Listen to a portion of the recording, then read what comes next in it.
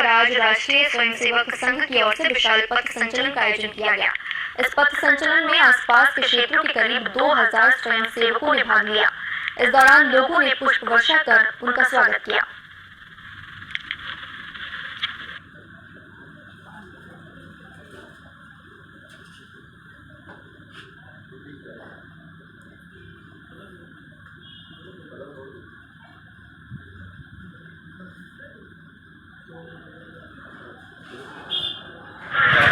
मुझे लगता है शायद प्रथम बार इतना बड़ा पथ संचलन हुआ है।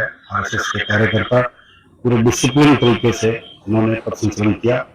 इस बार की विशेषता ये रही कि इन्होंने द्विधारा एक मार्च करते हुए इन्होंने जब शुरुआत की, उसके बाद ये फंड गए दो भागों में, उसके बाद पुनः एक ही समय में एक ही स्थान पर मिले हैं और करीब 45 मिनट के इस कार्यक्रम के अंदर पूर्ण तरह ये डिसिप्लिन देखने को मिला है।